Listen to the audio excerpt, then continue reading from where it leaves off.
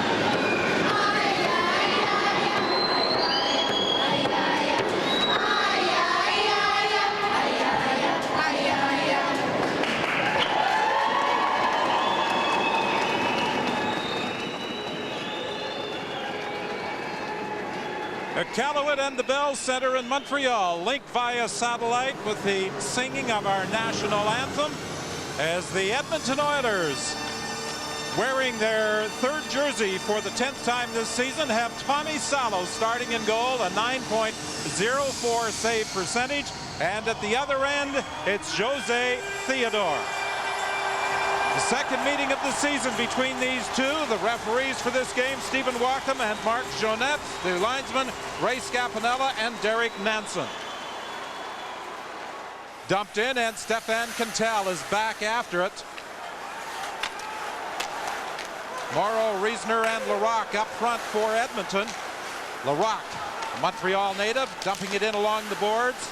Reisner trying to pick it up. Back comes Chad Kilger in the lineup for Montreal after sitting out 3 of the last 4 games.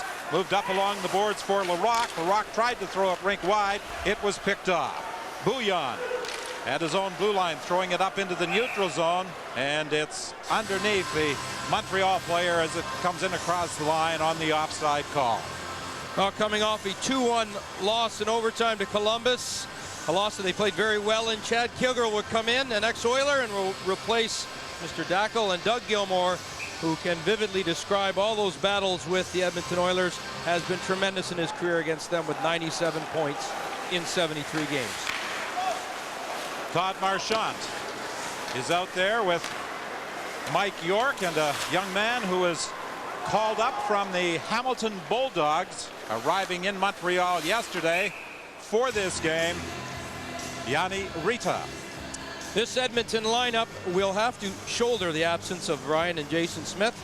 A little pun on words, but good speed and offensive imagination on the top 2 lines, led by their top point man Anson Carter, and Alexei Semenov's role has been enhanced since Jason Smith has left the lineup, and he will play a lot of hockey along with Niinema and Brewer on the back end. The Canadiens have done some line juggling from the team that lost 2-1 in overtime to Columbus on Thursday night. Saku Koivu has Bulis and Zednik up with him. Bulis is taking Doug Gilmour's spot. Here's Zednik trying to get into position. Zednik wheels, fires, and fires it wide. It ricochets back to the line. Dykhouse managed to keep it onside. Bulis goes back of the net. He's cut off as he attempted to go after the puck. Niinema moves it ahead to York. York goes rink wide. Todd Marchant give and go to York, and York's shot is deflected up into the screen back of the Montreal goal. Both clubs are desperate for points. Both clubs fighting for their playoff lives. So a win here this afternoon would be critical to position themselves in that spot. And York, who has been tremendous for the Edmonton Oilers, 3 20-goal seasons. Former Michigan State graduate, and his best year ever was a 26-goal year, his first year with the New York Rangers, but having another fine year this season. Hemsky working out of the corner, leaves it at the line for Pisha. Pisha played it in off the boards. The Canadiens get to it. Now Hemsky comes up with it. Hemsky trying to drag it in front, couldn't get the shot away. Tchaikovsky coming back with Perreault and Gilmour. Gilmour dumps it back to the net. Perreault bumped along the boards by Ferguson. Ferguson trying to tie him up. Gilmour comes in to help out. He leaves it there for Tchaikovsky. For Perreault. Perreault bumped along the boards again by Ferguson. Ferguson is knocked down. A weak shot from the side boards by Tchaikovsky, knocked down by Pisha, and Pisha will drive it into the Montreal zone as the Oilers make a complete change. We played just over 2.5 minutes in this opening period, the second meeting of the season between these two teams. Back on January 4th in Edmonton, the Oilers won 5-4 in overtime. It was a game that the Oilers controlled in the early stages, leading 3-0 before Montreal came back. Here's Anson Carter ripping one wide of the net. Zednik raced after it, couldn't get there in time as Brewer beat him to the puck. Now Bullis will dump it in, and Brewer goes back into the corner after it. Brewer, in the absence of Jason Smith, is expected to log extra ice time on this road trip. Now it's Swanson throwing it towards the net, knocked down. Swanson gets it again. Chimera back to Swanson. His shot from a sharp angle goes wide.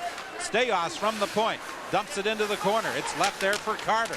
Bouillon knocked it away from him. Yanni Niinema pinches in from the point, and then got help from Swanson, who raced back to cover up at the point and keep it onside. Staios had a weak shot knocked down by Bullis. Stefan Cantel gains the line, leaves it for Zednik. He tried to center. It was broken up. Saku Koivu forced to go back into the neutral zone. Picks up the loose puck. Penalty coming up. The first power play of the game with 16:19 remaining in this opening period.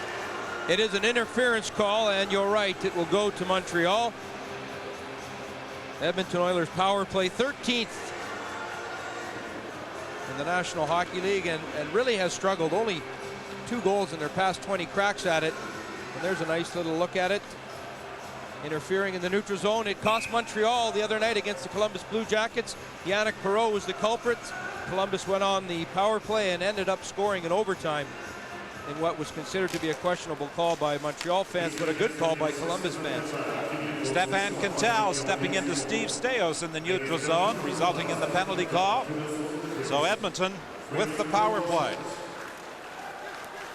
The Oilers have struggled a little on the power play. In their last 42 man advantage situations, they've only scored 3 goals. That's in the past 11 games. They had a bit of a tear where they went 2 for 6 against Montreal on January the 4th, and then 3 for 4 against San Jose on January 6th. But since then, Glenn, they have had problems. And it is not going to help them that Ryan Smith, who will be spending part of the second period beside us, is not able to get out on the ice, because he is, in fact, their best producer on the power play. Many a night in front of the goaltender's net, driving goaltenders crazy, and that will be missed tonight with him out with a shoulder injury. It's interesting, Craig McTavish showing a lot of confidence in young Yanni Rita, recalled from Hamilton, and he is on the #1 line and getting power play opportunities here in this opening period, although he has now gone to the bench. Niinema could not keep it in at the point as Joey Juno knocked it to center ice. Staios gains the line, dumps it into the corner. Comrie has his pass picked off. They can't clear. Hemsky attempted to center against Markov. Korkov back to the point. Niinema shoots, and a deflection by Hemsky knocked away by Theodore. Back to the point for Niinema again. Comrie along the boards. Takes a return pass. Horkoff trying to get it back to Comrie. Comrie under some pressure for Niinema. Niinema dishes it off to Comrie. Comrie looking towards the net. Nobody in front of Theodore. Now it comes back to the point to Niinema. His long shot knocked away by Theodore as Cantel steps back in the ice. Staios unable to keep it in at the point. 2 shots on the power play for the Edmonton Oilers, and the lead pass here for Comrie is offside. 14:07 left in the first. Good penalty kill for the Montreal Canadiens. They were very aggressive with their defense. Markov particularly. Let's take a look at Comrie. He doesn't shoot the puck, and I really wonder if it is that broken thumb that he is just coming back from. He missed 13 games. That's the reason he doesn't shoot that puck. He's in a pretty good spot. Markov is 20 feet from the net, so it's a 2-on-1 in front of the net if there is any rebound. But a smart player, Comrie, right before he shot that, he took a look at the clock, recognizing how much time he had, how long it would be before the man came on, and elected not to shoot it. And I'm sure the thumb has a factor in there. Well, talking to Comrie yesterday, he said that he's had difficulty in getting his timing back after being out for almost a month. Claude Julien is in his 14th game as head coach of the Canadiens. He got the call on January 17th at 1:30 in the morning to take over from Michel Therrien, who is now doing some scouting for the Montreal Canadiens. He was the head coach in Hamilton. The franchise shared by Edmonton and Montreal, and he is very grateful to the Edmonton Oilers for giving him the opportunity to move into an NHL coaching job. He said they could easily have said no to Montreal's request, but they agreed to let him move to the Canadiens as the head coach. Ribeiro throws it rink wide. Petrov couldn't get a shot away as he was checked almost immediately and then knocked down by Larocque. Ribeiro pinned in against the boards by Pisha. Puck comes free. McKay back to the line. Dykhouse, a penalty coming up against Edmonton. So the Canadiens, with 6:59 gone in this opening period, will have their first power play. It's a holding call, and it is against the youngster Pisha.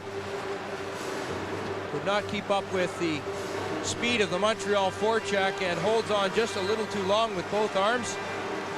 In fact, that might be the Czechoslovakian drag down. Nonetheless, the power play for the Montreal Canadiens gets their first crack, and they have not been solid either, only scoring 1 of their past 28 tries. 13th best in the National Hockey League here on home ice.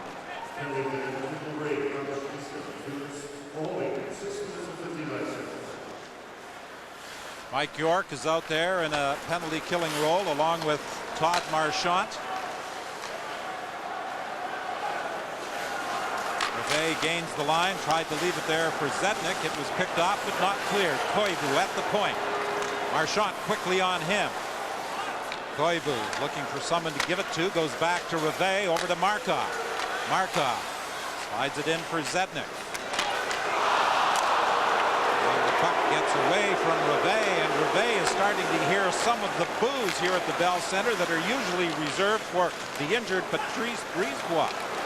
Here's Koivu for Markov. Rink-wide pass. Reve with a weak shot that went off his stick. Tchaikovsky back to the point to Reve. Reve back to Tchaikovsky. To Koivu. His shot goes wide. Koivu goes into the corner after it. Tchaikovsky in the corner for Zednik. Zednik taken in against the boards by Niinema. Niinema falls, gets some help from Brewer. However, Brewer can't clear. Niinema trying to cover up the puck. It comes free. Back to the line now to Reve. Reve's shot is blocked. Dropping in front of it was Riesner. Koivu, a neat move to escape Riesner in the corner. Feeds it out front for Tchaikovsky. And a shot from the point. Got away from Salo, but the whistle had gone. Fans thought that that might have been a bit of a quick whistle, but it appeared as though Tommy Salo did have the puck covered. Montreal's game, last game against Columbus, they could be accused of taking a lot of shots and not having anyone in front. Well, tonight, it has been the exact opposite, as Mariusz Tchaikovsky and his group have managed to fight for space in front of the net. It's a dirty place in front of the net, and you know you're going to get hit and whacked, and they have done that tonight.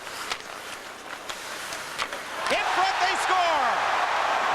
Doug Gilmour redirecting the centering pass, 1-0 Montreal.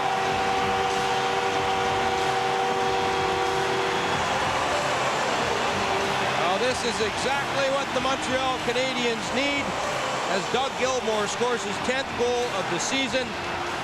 It is only his 3rd power play goal of the year, and it is Todd Marchant who leaves one of the most experienced players in the National Hockey League all alone in front, not to the chagrin of Tommy Salo, who whacks the crossbar with his stick. So a nifty little give and go, and Doug Gilmour left unattended in front of the goal. He is not going to miss very many from the blue paint. I think Tommy Salo maybe thought he could have used his stick there and deflected that puck, because it's a tough play for Marchant to cover Doug Gilmour that close to the front of the net. Chad Kilray puts on the brakes. Puck taken away from him by Ferguson. Niinema threw it out front, and it's deflected down the ice. Stefan Cantel quickly after it, and he fires it back to the Edmonton line. We're approaching the midpoint of the opening period. Doug Gilmour getting the goal to put Montreal ahead 1-0, with Tchaikovsky and Perreault drawing the assists. Sundstrom dumps it into the corner. Kilray goes in after it. He avoids a check. Plays it up along the board. Chimera couldn't get it past Perreault. Perreault plays it back of the goal for Kilray, in front for Perreault, and he had his stick tied up by Niinema. Swanson dishes it off for Carter. It was beyond his reach. Racing after it is Perreault. He and Pisha go back to the net. They tie each other up. Ferguson comes back to help out. Ferguson's rink-wide pass goes off his skate. Gilmour was back there to pick it up. Now Gilmour, looking for some skating room, decides to dump it into the corner. Tchaikovsky racing after it, but Ferguson got there first. Pisha, for the Oilers, working his way up to center ice. Tried to shoot it in, and Gilmour got a stick on it. Now Tchaikovsky at center ice, forced to circle back by Horcoff. Dykhouse banks it off the boards. It's skipped away from Gilmour. Comrie got turned around at the line by Dykhouse, and Ribeiro takes it back into his own zone. Traverse putting it up along the boards, but not out. Hemsky has it knocked away by Dykhouse. It's flipped around to the other side, and McKay dumps it down the ice. Ribeiro racing after it, but Brewer got back there first. Semenoff now back into his own zone. Semenoff with a neat move to avoid a check. Now he flips it down into the Montreal zone. Back after it is Rivet. 8:46 remaining in the opening period. 1-0 Montreal leading on a goal by Doug Gilmour, his 10th of the season. Here's Brewer for Hemsky. Hemsky slides it in. Back after it is Petrov. Edmonton making a change. This is game 3 of a 5-game road trip for the Edmonton Oilers. They will remain in Montreal tomorrow and practice here. They'll also practice here on Monday before moving on to Pittsburgh for a game on Tuesday, and then they wind up the trip on Thursday in Detroit. A shot off the stick of York, and Theodore got his arm up to block that. Rita in the corner. Rita's tied up. Marchant had it taken away from him, and back comes Montreal, led by Zednik, breaking down the left side. Zednik tried to center, it skipped away from Boulos. Cantel with a shot, that's deflected wide. Koivu back of the net. Zednik uncovered out front, but it was deflected away from him. A neat move by Todd Marchant. A good move by Marchant. Real quick stick there, and I'm sure he wished he had that quick a stick on Gilmour. First goal of the hockey game. Bouillon will fire it in. Going in after it is Riesner. Back to Niinema. 7:28 remaining in this first period. This is game 3 of a 4-game homestand for Montreal. They will wind things up on Tuesday against Florida. 7:17 remaining in the period. CBC's Hockey Night in Canada returns in a moment. Let's take another look at the Doug Gilmour goal, the first of the hockey game. You see Tommy Salo in front. Oh, he was tempted to use his stick, and probably after thought he should have. A great pass by Maris Tchaikovsky, once ex-Oiler. And Julian has played a hunch by putting him on one of the top lines and really improving his ice time, and he's playing with a lot of passion tonight. Julian was saying that since coming back from the minors, he has had the most scoring opportunities on the Montreal Canadiens. Of course, Julien was coaching him in Hamilton when he was sent down from the Canadiens. Not happy at the time, but adjusted to life in the American Hockey League quite well. George Laraque back of the net. Traverse trying to tie him up. Laraque knocked off the puck as it went to the corner, then fed ahead to Ribeiro on the wing for Petrov. Petrov winds and shoots off the stick of Brewer. It goes back of the goal. Ethan Morrow starts back. Very quickly, he was knocked off the puck by Petrov. Traverse banks it off the boards and out. Gilmour couldn't do anything with it. Anson Carter trying to drag it through. Lets the shot go. And Theodore had to react quickly. 6:22 remains in the first.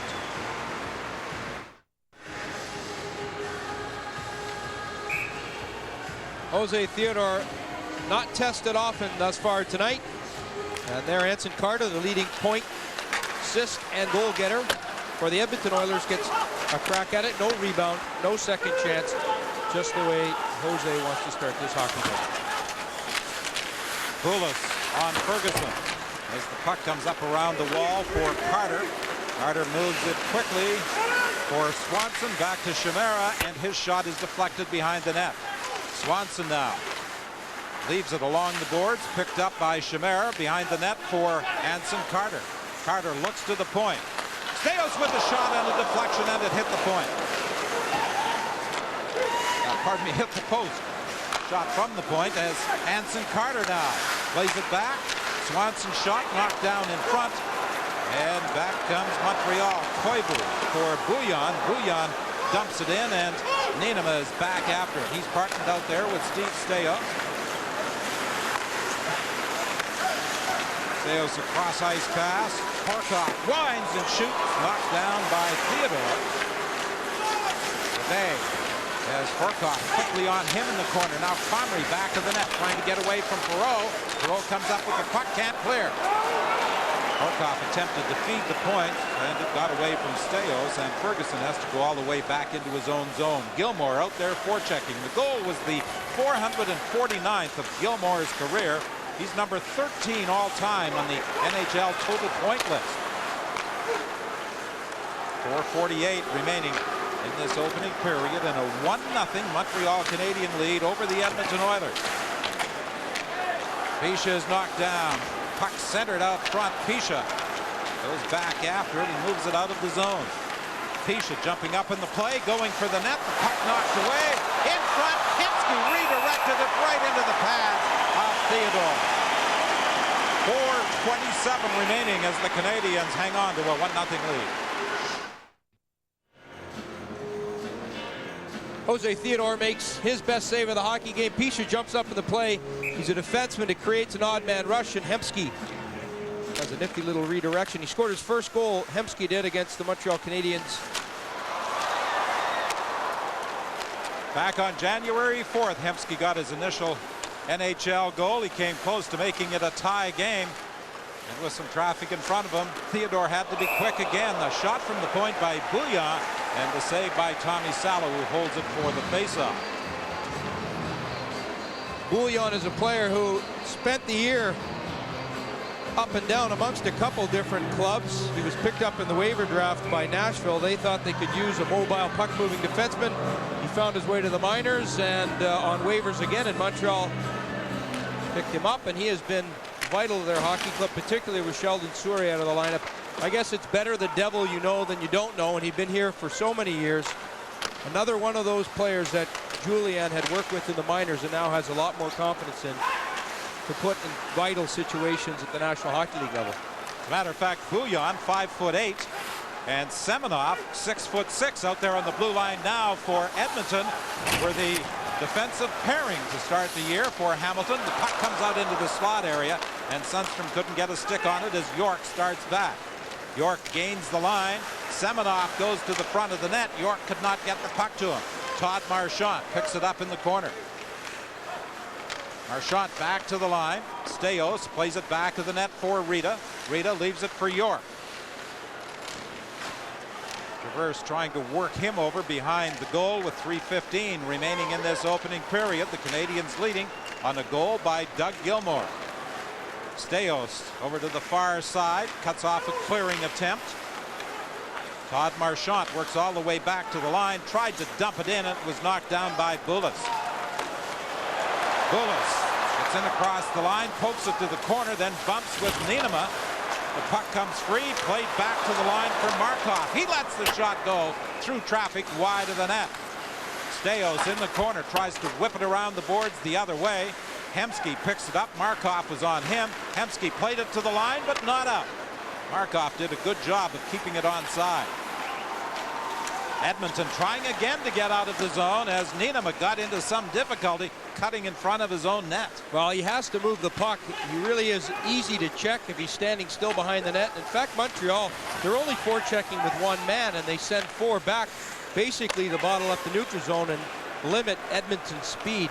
The puck movement, I think, is going to be critical. Not carrying it yourself. You're easy to be checked if it's you against the world. 2 minutes remaining in this opening period and a 1-0 Montreal lead. The first of a triple header on this hockey day in Canada. Up next will be Ottawa at Toronto, followed by Vancouver in Calgary. Petrov dumps it in.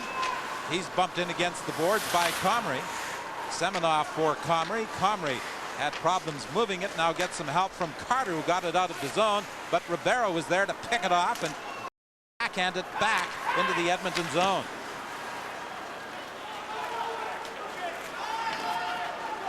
The Oilers started this road trip with a 5-4 win in Toronto, then lost 2-0 on Thursday night. Shut out for the second time this season by Patrick Lalime in Ottawa. Ribeiro plays it off the glass and out to center ice. Niinema is back after it.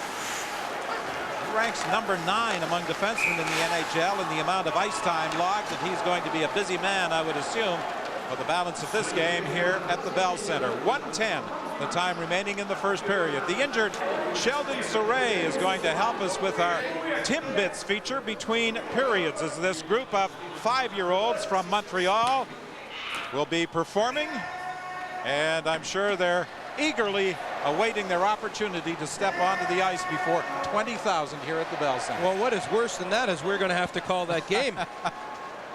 Well, we'll have some fun with some help from Sheldon Surrey, the injured Montreal Canadian defenseman.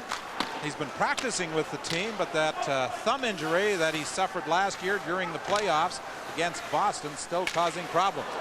Shot from the point by Niinema. That's deflected wide. Anson Carter trying to kick it loose. It comes back to the point. Staios managed to keep it onside. Cantel and Carter bump back of the net. Carter comes up with the puck out front, and a bouncing puck knocked down in front of the net. Well, you can see that the Edmonton Oilers are certainly utilizing that back of the net, knowing that they've got a little bit more speed from Montreal, particularly Montreal's back end.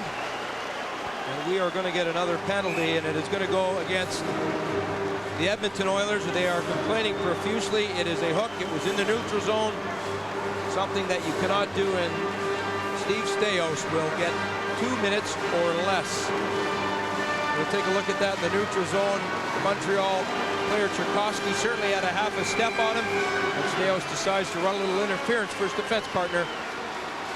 So Montreal, who scored on their first power play of the hockey game, get a chance with 36.7 seconds left to go in this period to get the second goal, and if they don't, they're going to get a fresh sheet of ice to try to do it in the second. Brevet with a long shot knocked down by Salo. Randy McKay in front of the net. It's interesting they're trying to utilize McKay in front of the net on the power play. That's a bit of an adjustment for Julian as well. Well, we talked about it earlier. There was a lot of shots on Columbus, but Mark Denis saw all of them, and it's pretty easy to stop them when you see them.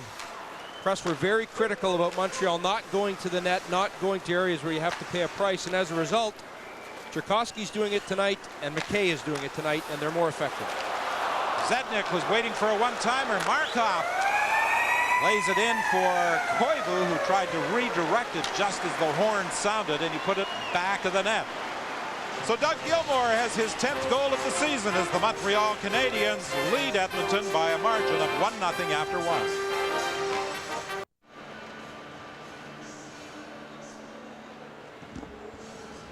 Well, this is a big moment for these 5-year-olds as they are participating in the Timbits minor hockey program. This is entry-level hockey for players aged 4 to 9.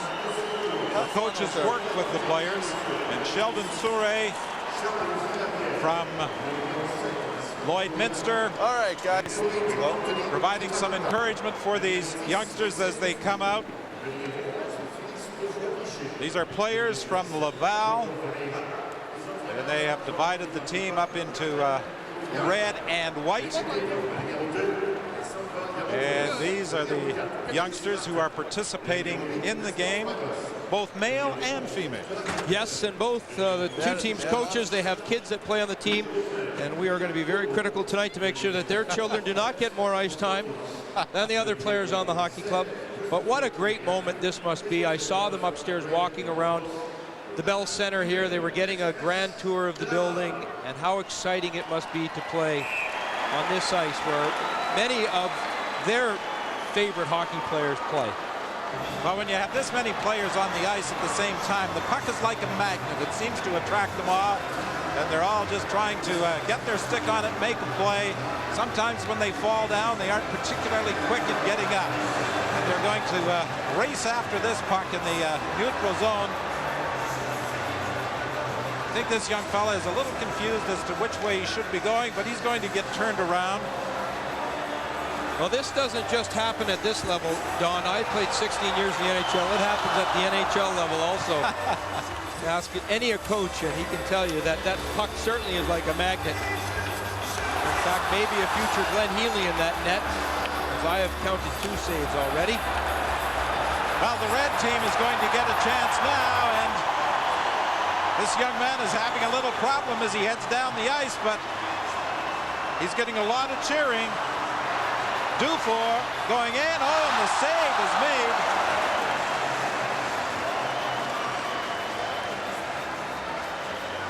You know, you look back to the greats of this game, whether it's the Dave Keons or the Guy Lafleurs, the Mario Lemieux, they all had idols that they all looked up to in the National Hockey League. Mario Lemieux, who is a great in this game. Here's another chance for Dufour, and this time he's stopped again. Almost as good as Dufour is, but Mario Lemieux is a great in this game. When he was a youngster, his idol was Guy Lafleur. And Guy Lafleur, whose sweater has been retired from the Montreal Canadiens.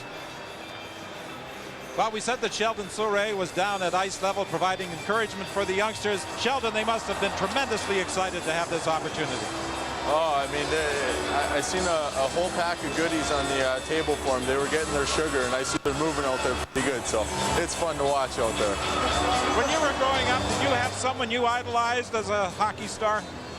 Did I have someone I idolized? Yes. Well, growing up in Edmonton, you know, when I started watching hockey was when the Oilers were just becoming a dynasty. So, I mean, to single out a player to say Wayne Gretzky or Mark Messier, you know, that's the obvious choice. But, you know, I really love guys like Marty McSorley and kind of the role players on the team.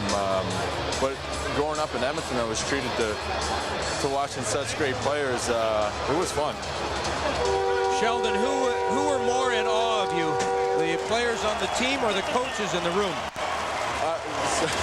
It's so loud down here, I can hardly hear anything.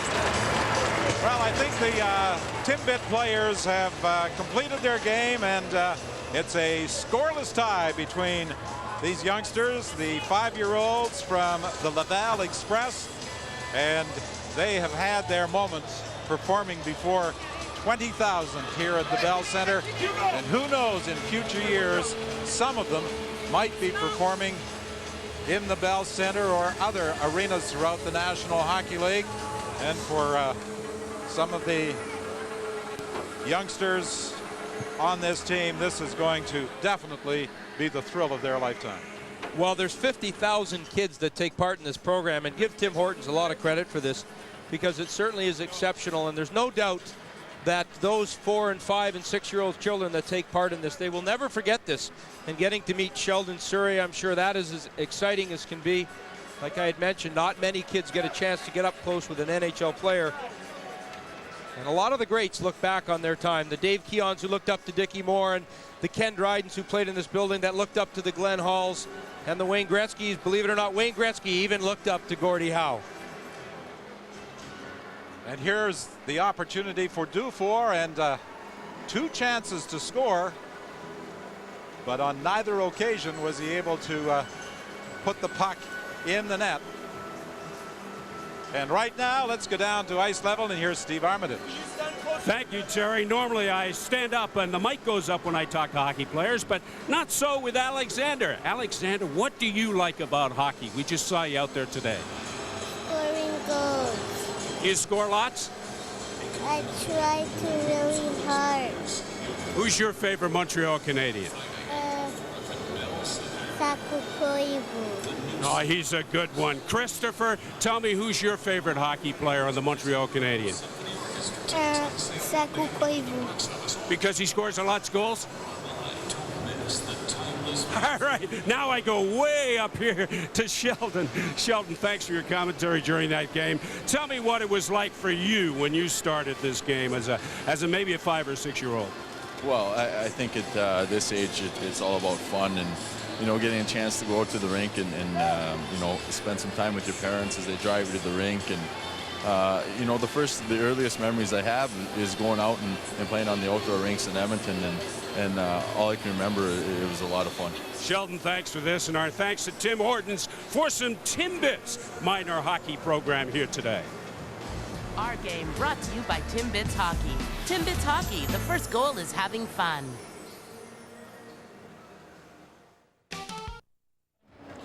At the Bell Center in Montreal, the Habs with a 1-0 lead on the Edmonton Oilers after 1. With me now, Doug Gilmour. Doug, the power play woes end for the Canadiens, at least in this first period. Well, you know, we've I think last game we had a lot more chances. We had 7 scoring chances, so that's a positive. We got the positives, not the negatives, at this time of year. So if we get out there and we make, you saw how it worked. We had 10 seconds and we scored on it, so we'll take it right now. Doug, we're celebrating our game on Hockey Day in Canada, as you know. Give me a quick thought on what this game has meant to you through the minor, the pro system. Well, I think it's full circle right now. I got one of my boys playing, and I was at his game this morning, so it's pretty amazing just to sit here and watch how the kids play and how much fun it was at that age. Doug, thanks for this. Good luck in the second period. Thank you. Doug Gilmour has the goal. 1-0 Montreal leading Edmonton. In the past few months, Home Depot on Hockey Night in Canada have been running a community rink contest called Home Ice Advantage. One winner has been selected from the 10 finalists we've shown you earlier today. Standing by in Halifax with the story of the winner, here's Bruce Randy. Bruce?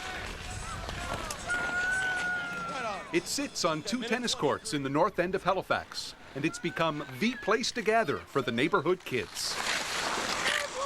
Well, I live across the road, so I probably come here like 5 times a week, I guess. It's fun, and I have a whole bunch of friends that live around me, and it's fun. The idea for the North End Community Skating Rink originated with Brian McDonald. Well, negotiated with Parks and Recreation. They talked to City Council, and kind of it snowballed from there.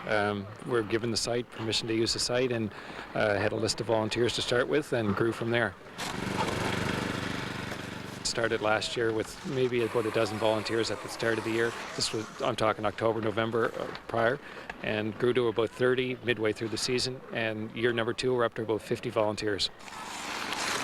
And their effort is certainly recognized and appreciated by the kids who use the ice. A group of people made it up, and they just work hard, and they don't need to pay anyone, or they just do it out of their hearts. Beyond the rink, it's been great for the North End. Great for the families. Great for the city of Halifax, I think, because it's going to spur other communities on.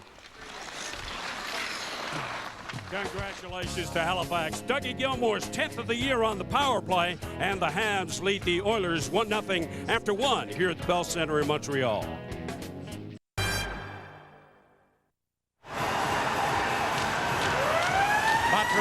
leading 1-0 on a power play goal by Doug Gilmour. Will start the second period on the power play.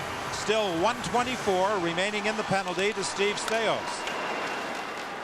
York and Marchant are out there along with Semenoff and Brewer in a penalty killing role. Fired down the ice by Semenoff. Had an opportunity between periods to talk to Kevin Lowe, the general manager of the Edmonton Oilers. And he was high in his praise of young Semenoff. He thinks he's really going to be a good one for this Edmonton organization. Marchant comes in across the line, dumps it behind the net. York is there. Taken down by Markov. 51 seconds remaining on this Montreal power play as Rivet takes a rink-wide pass, lets the shot go, and Salah will hold it.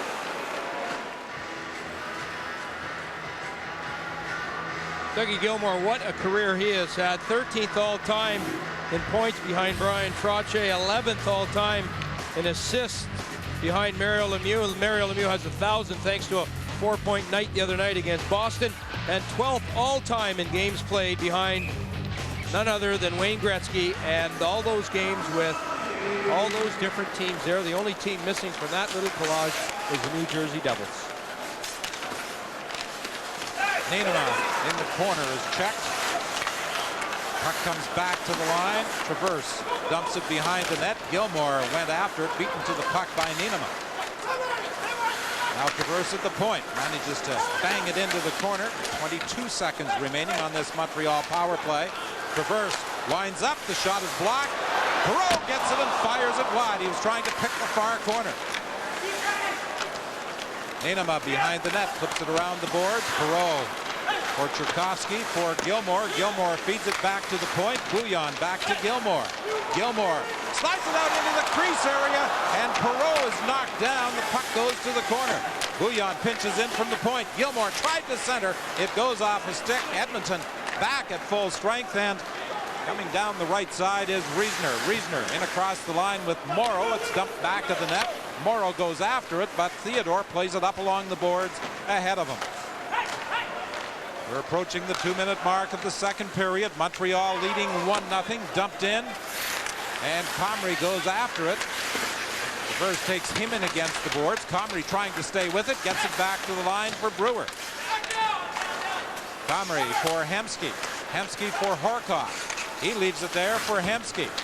Juno trying to tie him up. Hemsky circling to get away. In for Comrie. Comrie was checked, couldn't get a shot. Now Brewer gets a chance, and it's saved by Theodore, and he blocks any attempts at a rebound by Horkoff.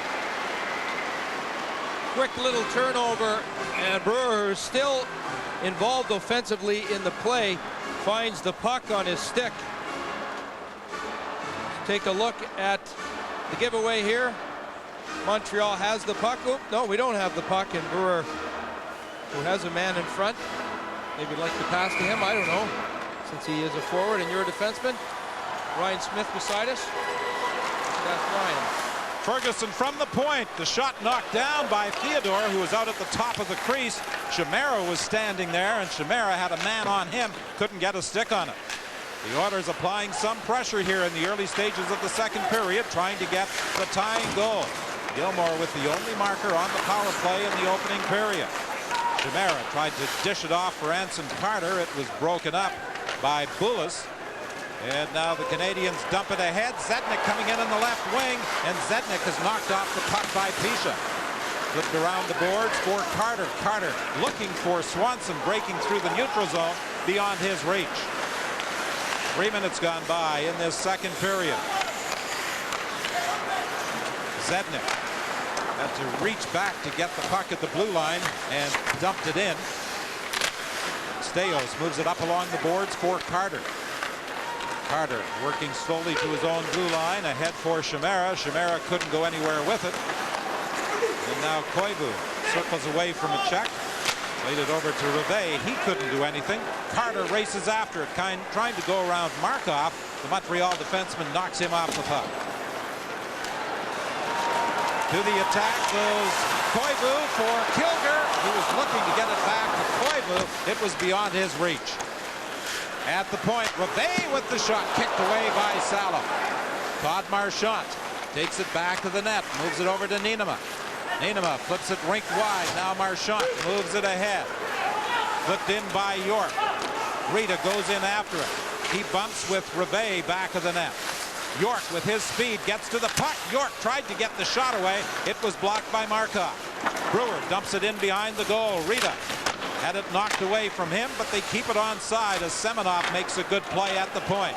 Rivet will try and go out the other way. Brewer is there at the point. Brewer battling, unable to keep it onside as he was being pressured by Chad Kilger. Now it's Rita getting it over to York. York with a shot that deflects up into the netting behind the Montreal goal. 15:32 remaining in this second period. Still 1-0 for the Montreal Canadiens, but the Oilers have got their legs going in the early stages of this second period. Well, you can see how Edmonton, who have superior speed, particularly up front, want to use that foot speed against the likes of Cantel and Rivet. And that last shift was created by a good forecheck by a couple different Oilers, York and Chimera, all on the lack of foot speed by Rivet. Stefan Cantel, the veteran defenseman, dumps it into the corner. Gilmour is on Pisha. Pisha gets turned around. Comrie was there to help out, and now Comrie takes the lead pass as he breaks out of his own zone. Comrie puts on the brakes. Comrie looks to the point. It deflects off the stick, and Doug Gilmour is there to bang it off the boards, but not out. Pisha with a shot, and that's deflected wide up against the glass. 14:58 remaining in the second period. Gilmour takes a return pass, couldn't do anything with it as Hemsky was back there to pick it up. Hemsky, the rookie, gets away from Perreault. Works up the center ice, played it in on the wing, too far for Horkoff, and the Oilers make a change. 14:40 is the time left in period 2. Well, we mentioned Hemsky played 2 years in the Quebec League for Hull, and he had big numbers in that junior league, and he's been one of the players. The Oilers have had a number of injuries. One player we'll get to talk to, and Ryan Smith, who's standing beside us anxiously waiting, but it's been the young guys, the Hemskys and the Chimeras, that have really stepped up and made a difference. And as Kevin Lowe was saying, he said it's a good thing we've got some of these young players in the organization. When George Laraque was out, when Ryan was out, when Mike Comrie was out, we were able to call up players from the Hamilton Bulldog organization, and they have stepped right in. And it's interesting, as we mentioned earlier, what McTavish has done with young Yanni Rita, called up from Hamilton, arriving yesterday, and getting an opportunity to play on the #1 line. And on the back end, too, you've got Pisha and you've got Semenov. Both players are going to play some quality minutes. And that's a tough spot to break into the NHL. Goaltending maybe being the toughest, but playing that back end where your mistakes usually end up on the scoreboard. And they've done very well. Dykhouse dumps it in. Steve Staios is back after it. We heard Steve Armitage talking to George Laraque in the pregame about the number of tickets that George had to buy for this game. Steve Staios, who has a lot of family in the Hamilton area, got stuck for a lot of tickets at the Air Canada Centre when the Oilers played there on Tuesday night and were 5-4 winners over the Toronto Maple Leafs. So for some of these Edmonton players, trips east can be expensive in buying tickets.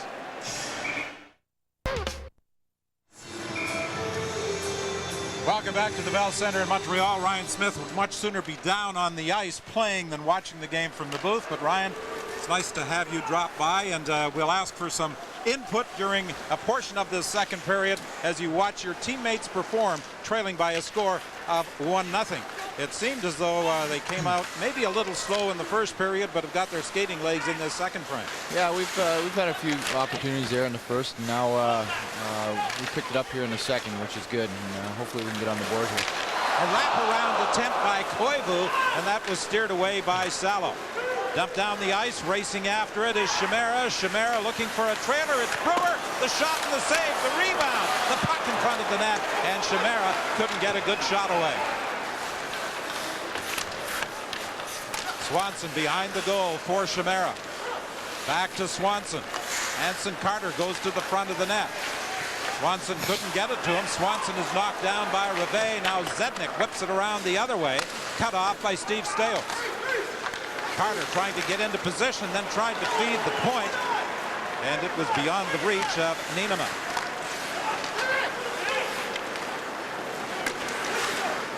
Rita with a shot that goes off a leg. He was up for 6 games earlier in the year, Ryan, and Kevin Lowe saw some good things then, and you must have seen some as well. He's a good, strong young player, and he's going to be an asset for our hockey club down the stretch. There's no question, and that's why he's obviously up here right now. And he's been showing a lot of courage to get in the thick of things.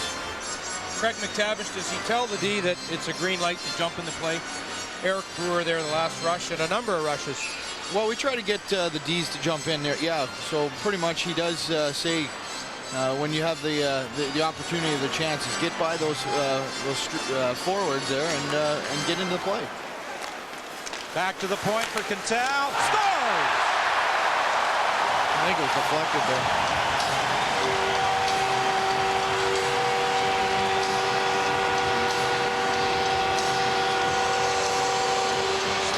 Cantel, who has 1 goal in his past 19 games. Montreal are known for their strength off of face-offs. And there, that puck seems to find its way through 2 and 3 players, right through Niedema, right to the back of the net. 2-0 for Montreal. Chad Kilray was in front of the net. It was Stefan Cantel who let the shot go. May have been off the stick of an Edmonton player, quite possibly Yanni Niedema in front of the net, who was trying to defend against Chad Kilray, and they have ruled that it is Stefan Cantel's goal. Ryan, that's a position you occupy a lot in front of the net, looking for those deflections with shots from the point. Yeah, that's where I make my living, or my home, so to speak, is Gretz used to do it behind the net. Mine's in front of the net, so it's that's where the puck's going to end up, and that's where you get your chances and your opportunities. Is there a player, a defenseman in the league, when you go into a game and you think, oh no, it's him tonight? I know I'm going to go home with 6, 7 ice bags on my yeah, back, there's quite arms. a few of them. There's obviously Richard Mavichuk and Darian Hatcher. You got the boys from Colorado, Adam Foote, Rob Blake. So there's a few of them. Obviously, playing out west is a little more physical than out east here. You're probably glad Jeff Bukaboom retired too with his thank goodness 14-pound ash hockey stick. Puck left in the corner for Ferguson. Ferguson moves it up along the boards. Hemsky chops it out to center ice. Ryan, you were injured in the game against Toronto. The good news for the Oilers, I suppose, is that you're still with them on this trip. Might you be back on Tuesday? I don't know what the prognosis is right now. I'm going to assess it with the doctor tonight after the game and the trainers. I'd love to stay on this trip, but if it's not going to be healthy, there's no reason for me to be hanging around here. Well, this is a big goal. You probably remember it. Overtime, January 4th. Yeah, a great comeback by the Oilers. Now you point up to the sky there.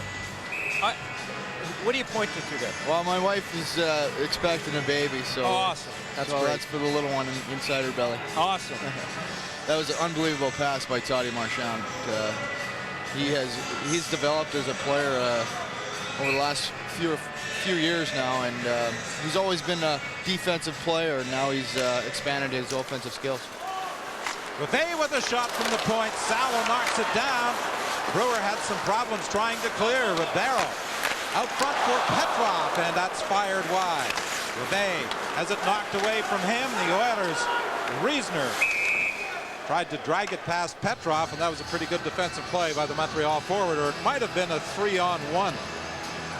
Now, coming into the game tonight, is there a certain strategy to beat Montreal? Play physical, get in, get the puck in deep, and take the puck to the net. We've lacked in the scoring area the last few games here, so we obviously have to pick it up and find ways to create some opportunities in front of the net. Well, Ryan, you're noted as one of the best skating teams in the league. Have you been using your speed effectively in this game? I think we have. We can obviously use more. You can always better yourself and your teammates and find ways to utilize your strengths of your hockey club. Brewer back on the point with Semenov. Rink wide pass that Brewer had some thoughts about going after, then it was beyond his reach, and he has to go back in his own end to cover up. Here's Petrov dragging it into the slot area and firing a low shot wide. On the goal by Stefan Cantel, Bouillon and Sundstrom drew the assists at 7:43. Well, we're coming up to the anniversary of the Olympics, obviously. You were on that team, weren't you? I can't believe they overlooked me. I was long retired. However, was that the most exciting time you have had in hockey? Oh, by far. It was phenomenal. The guys, a group of guys were great. They treated everybody with great respect, right from the young guys to the older guys, and I just enjoyed myself immensely. How often do you wear the ring? I haven't worn it yet. It's stored away in safekeeping. Waiting for a special occasion. Chimera dumps it in. Going back after it is Bouillon, and as he touches it, there's an icing call. Ryan, thank you very much for joining us, and we've appreciated your comments. We hope you're back in the lineup for the Oilers real soon. Thanks a lot, Don.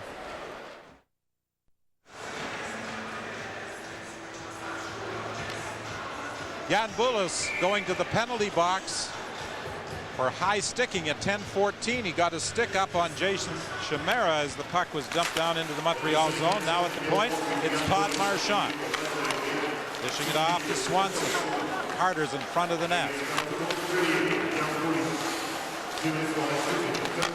Riesner in front of the net as Carter had his stick tied up. And Riesner's shot, a weak one, was deflected wide. Now it's Carter leaving it there for Riesner. In front of the net, Swanson looking to redirect, couldn't get his stick on it. Stefan Cantel was all over him, and then Theodore covered up the loose puck. Edmonton Oilers, they're using Todd Marchant on the point on the power play. I guess as a quarterback, I would certainly love to see them put the young Semenoff on the point. Looking at a couple, Jose Theodore says, I like them to see put Semenoff on the point. Semenoff in the skills competition shot a puck 104.6 miles an hour, which is absolutely unheard of and faster than anyone has shot a puck, at least that they have recorded since the skills began. One shorthanded goal this year for the Montreal Canadiens, and that goal was scored by the man who's out there in a penalty killing role right now, Saku Koivu. Here's Riesner dropping it off. Carter fakes the shot. Carter looks to the front of the net. Can't find anybody there. Trying to play a little give and go. Gives it to Riesner. Over to Brewer. Back to Riesner. Riesner shoots and fires it wide. Todd Marchant. Back to the point for Swanson. Swanson throws it to the front of the net. It bounced off a body. Carter was there looking to redirect it. Back of the net, Markov gets to it. He's knocked down. The puck is dumped off the boards and out to center ice as Marchant had problems with a bouncing puck. Here comes Brewer. Brewer looks to the front of the net. Will opt for the point instead for Marchant. Marchant has Juno all over him. Gets it to Horkoff. Horkoff leaves it there for Carter. Carter bumped by Rebay. Puck goes around to the other side. Brewer will pinch in from the point. Comrie had problems with a bouncing puck behind the net. 16 seconds remaining on this power play. Back to the point to Todd Marchant. He couldn't shoot. Carter lost control of it, and it's dumped down the ice by Juno. And Salo has to come out of the net to play. You see where Edmonton, once again, using their speed, their size, taking the body to that smaller Montreal team, and it's been effective to get the puck back. Staios with a shot off the crossbar. Another shot in a redirection from the other point by Niinema. And that was kicked away by Theodore. But Staios let a rocket go, and he put it off the crossbar.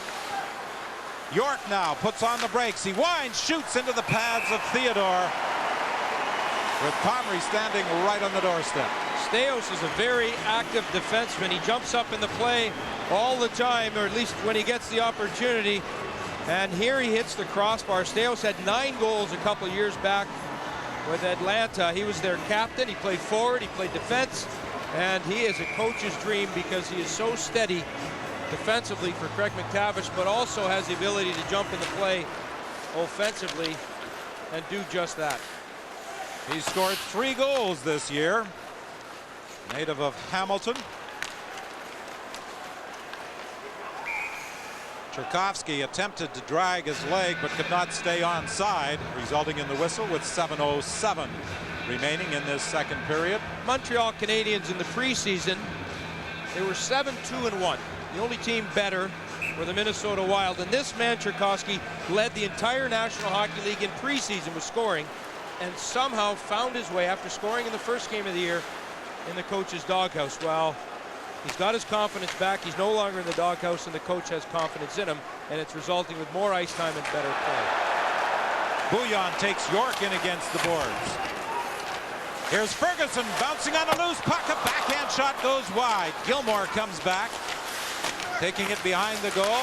Puck fed out in front. Nobody in position for the Oilers, as Chimera was looking for someone wearing an Edmonton uniform up in front of Theodore. Now it's Stefan Cantel quickly with York on him. The puck comes to Cherkowski. He flips it down the ice, and back after it goes Ferguson. Cherkowski was sent down to Hamilton on the 18th of December. He was recalled on the 16th of January. And he, of course, had Claude Julien as his coach in Hamilton.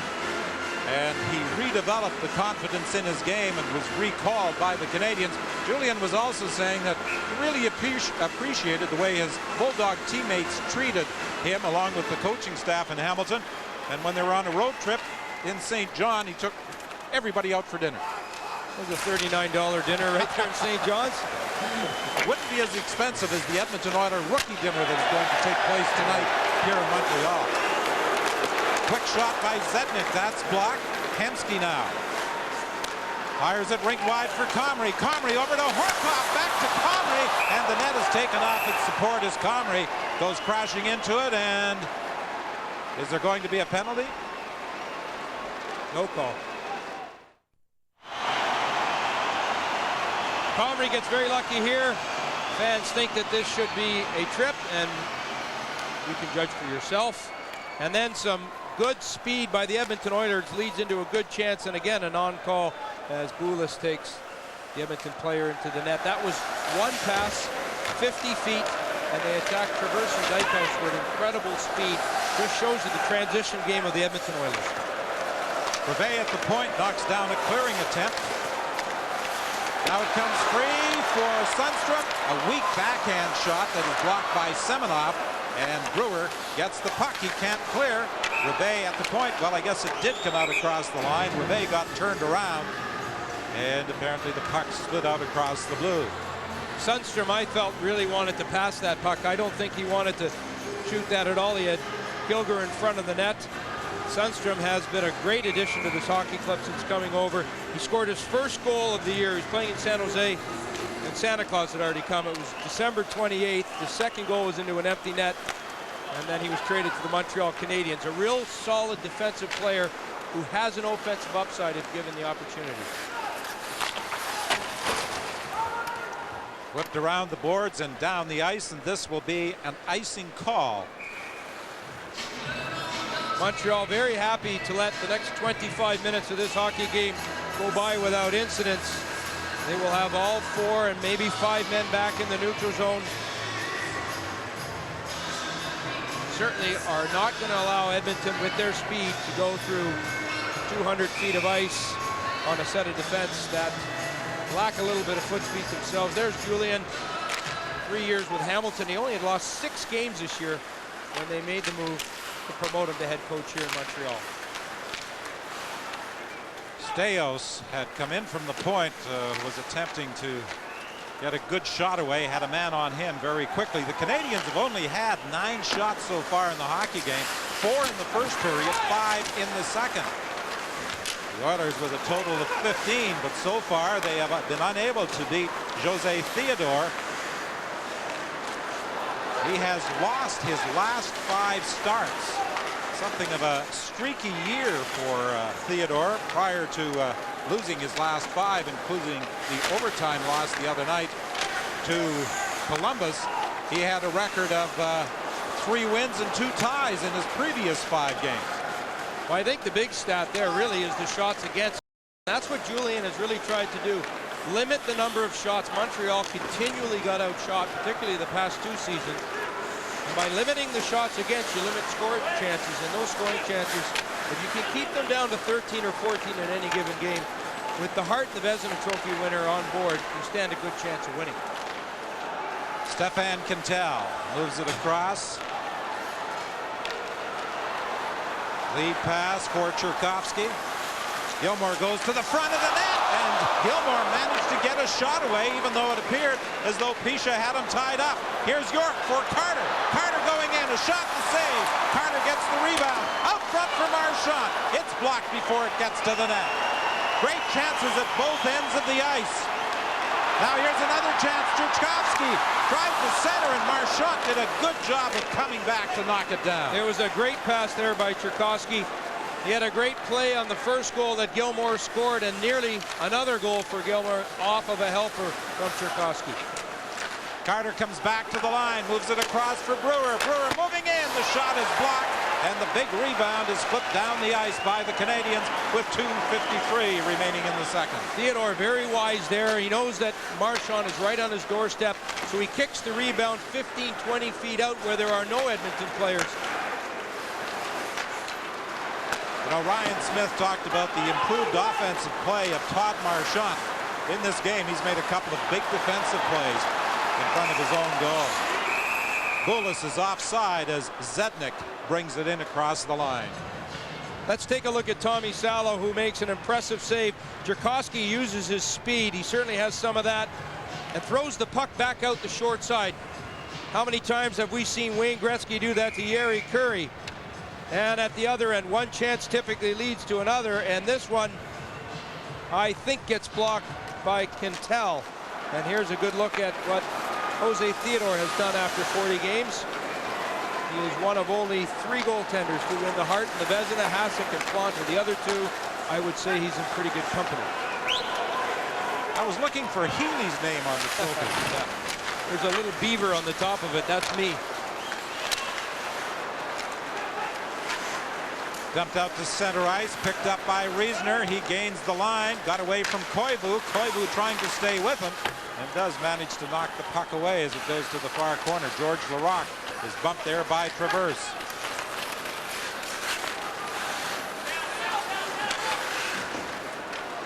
Chimera taken in against the boards as the Canadiens. Zednik comes down the right side, throws it back to the net for Koivu. Penalty coming up against Edmonton as Koivu goes back to the line.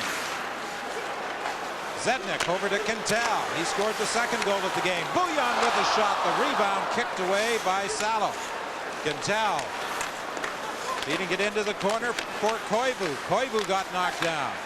Zednik's shot blocked. Comes back to the line. Bouillon through traffic, has it knocked down in front.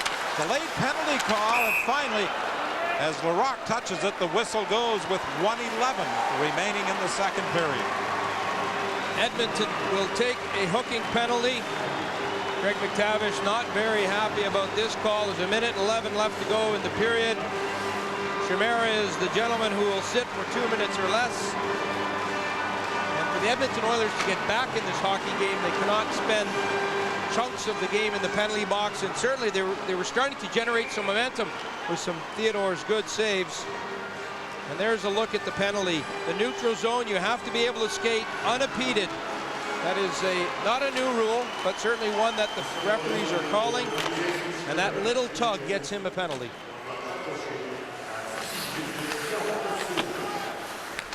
York and Marchant are out there in a penalty killing role. Stefan Cantel moves it ahead. Gilmour with Perreault. Gilmour slides it through for Cherkovsky. Knocked away from him. Cantel knocks down the clearing attempt. He moves it across for Bouillon. Back to the point for Cantel. Cherkovsky tying to one time at Fand on it. And dumping it down the ice is Mike York. Montreal have got to be sure when they're operating here on the power play. Edmonton are great at scoring shorthanded goals. They've got 8 this year. Certainly Todd Marchant, one of the best in the National Hockey League with his speed. Well, they certainly have to be careful, because although they've got a power play, they can get stung on the shorthanded side of things. Well, the Montreal Canadiens have increased their advantage to 2 with the second period goal by Stefan Cantel. 0.2 seconds remaining in the period, and penalty call here I Gilmour. think against Doug Gilmour. And it is tripping. It's behind the net. Not a penalty you want to take. Dougie knows it. It's 200 feet from your net. There's no trouble at all there, and he decides to put a stick between the legs of the Edmonton player. Let's take a look at what happens to Staios in front of the net. Yannick Perreault gives him the forearm shiver, and Staios felt the heat of that. So goals by Doug Gilmour and Stefan Cantel have the Canadiens leading by 2 with 20 minutes remaining here at the Bell Center. In Montreal on a very cold evening, it has been a cold evening scoring-wise for the Oilers. They trail the Habs by a score 2-0. With me now, Anson Carter. Anson, what's caused this scoring drought for the Oilers? Shutout in Ottawa and unable to score through 2 periods here? Well, we've run into some pretty good goaltending, but we can't get discouraged. We still have a period left. We're down 2-0 on the road, but we're still in pretty good shape. So I think it's important for the guys to keep the confidence level high and keep getting pucks to the net. Anson, as you know, this is Hockey Day in Canada. When you're scoring, and you have 21 so far this year, how about a tip for the youngsters watching on how to score?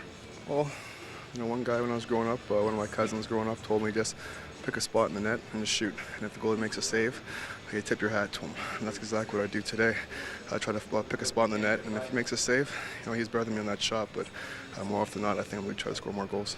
Hopefully that'll work for you in the 3rd period. Thanks for this, Anson. Appreciate it. Thank you. You're welcome. Anson Carter and the Oilers trail 2-0 after 2. Coming up next, a man who has meant so much to so many hockey players down through the years. He's the head coach of the Ottawa 67s. His name is Brian Kilray, and Scott Russell will have his story next on Hockey Day in Canada. Here in Montreal, the Oilers trail the Habs by a score of 2-0.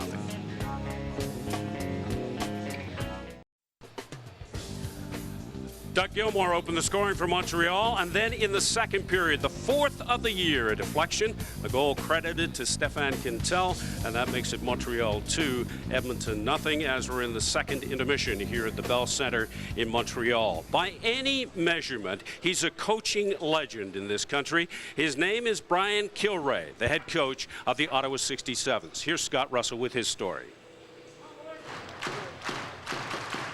Some things never change. Take Brian Kilray on the Ottawa Junior 67s, a match made in hockey heaven.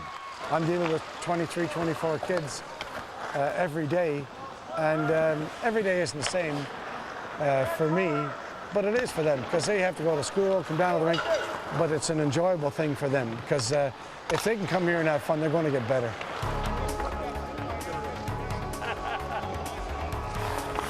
Wasn't offside. If that wasn't offside, then you're a monkey's uncle. What is the measure of a hockey coach? Is it championships won? Brian Kilray's got 2 Memorial Cups, and that's not many when you consider he's been the coach of the Ottawa 67s for 26 seasons. How about career victories? Kilray's within an ace of 1,000. That's unrivaled in junior hockey. No, the man who stands behind this bench will tell you that all the numbers in the world just don't mean a thing. The biggest victories are less tangible, but maybe longer lasting. What's a winner? Someone that comes to the rink, works as hard as they can, has some success, and has fun. They call him Killer, and since 1974, he's graduated some good ones. Gary Roberts, Doug Wilson, Andrew Castles, Bobby Smith. When I got to Ottawa when I was 17, I could barely compete in the Ontario League. 3 years later, I was ready to go into the NHL and lead my team in scoring. And I credit Brian Kilray for the improvement in my play as a teenager.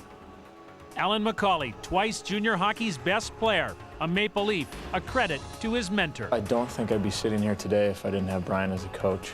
The NHL is great, but it's also very tough and very demanding, and he puts those same kind of demands on you as a player, even at 16 and 17 years of age. And it makes you a little tougher skinned, and able to deal with the adversity or challenges that the NHL presents you. For the few guys that are having a little bit of trouble and in a slump, and some of us are, there's only one way to get out of it, and it's not to hang your head and not to feel sorry for yourself. It's to go out and work harder. Brian Kilray is old school, simple values, a universal understanding that winning in life is the greatest victory of all. Former 67 Ron Davidson will tell you that. He's an Olympian who's become a Crown prosecutor, and he continues to live by Killer's code.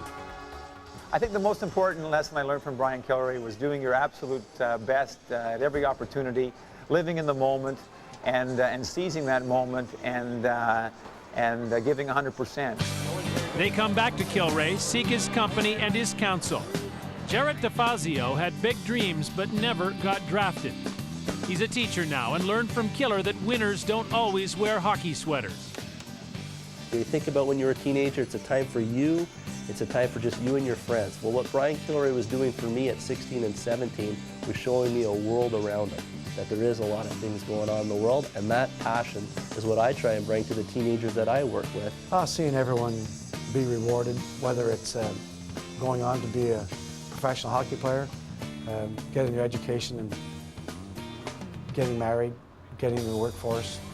I'm as proud of those guys that work hard, and like I said so many times, to me, that's a success. Save that play for the game, Shep. That's what you've been doing in the game. He says the gap he fears the most is the generation gap. Brian Kilray is half a century older than each one of his players, but somehow he continues to find the common ground. I think he just loves this game. He does everything for us, and he's a great coach and a great role model for everyone in the league, and especially on this team. I'm sure there's a lot of days that I'm not the player's coach, and they'll tell you a different story maybe later on, but most times you want to be considered their friend because they're under a lot of pressure when they come. You know, it's hockey, school, new homes, everything else, so I'll take that as a compliment. Smitty! He comes from the school of hard knocks, once played for Eddie Shore. Brian Kilray is tough, demanding, successful. He's got the Memorial Cups to prove it. He's also found 4 decades worth of disciples because in the hockey wars, this is one killer who cares. And there's a young pro who owes so much to Brian Kilray, Alan McCauley of the Toronto Maple Leafs. And stay tuned, following our game here in Montreal, we will have Alan McCauley and the... Celebrate the anniversary of Canada's double-gold Olympic hockey win with 4 commemorative DVDs.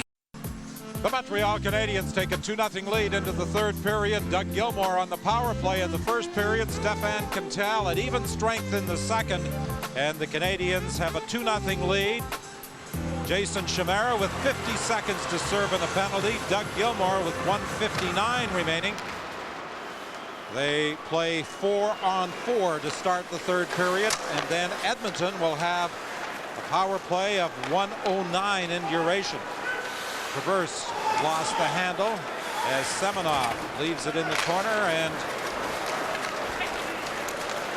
Hemsky comes away with York. Taken away from him by Koivu. He and Zednik trying to create a 2-on-1. For Zednik, great save by Salo as he comes sliding across. Great save by Salo, and even harder work by Staios to get back. Staios turned the puck over at the Montreal blue line, and that sprung loose Koivu and Zednik, 2 of the most explosive players.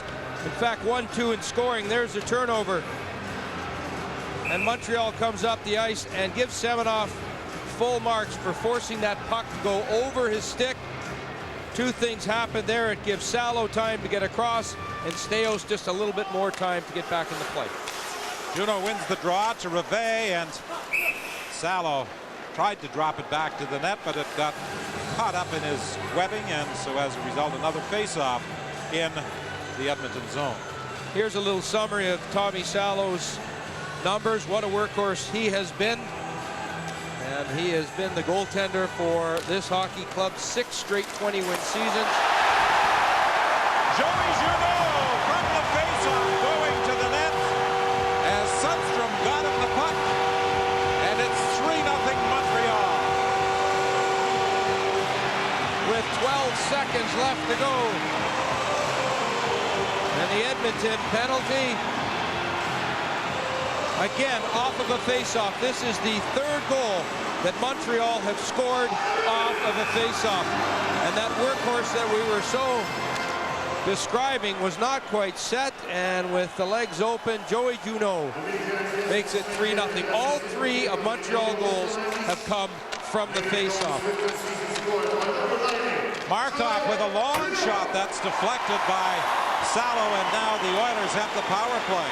Through the first two periods, Edmonton had won 24 of 39 faceoffs, but a huge faceoff win by Joey Juno, and after winning the draw, he went to the net, got the puck, and beat Salo for a 3-0 Montreal lead. And I'm sure the Montreal Canadiens might be doing a little scoreboard watching. They're in a battle for 8th place with the New York Islanders, and the Islanders this afternoon are leading the Los Angeles Kings by a score of 3-2. Bouillon tried to dump it up along the boards. Carter has it back to the point. Niinema fakes the shot, now moves it over to Brewer. Brewer through traffic, lets it go. Theodore wasn't quite sure where the puck had gone after he stopped it. It had deflected high, and fortunately for Theodore, his teammates were able to clear. What a save he makes off Brewer, as Wiesner fed him the puck as Brewer came speeding in from the point. Brewer has it again. Brewer looks cross ice. Here's the shot by Carter from a sharp angle as Montreal is back at full strength. Niinema's shot is blocked. Niinema goes after it. Niinema plays it back to Brewer. Brewer through traffic, and Theodore's got that. Theodore certainly is on top of his game now.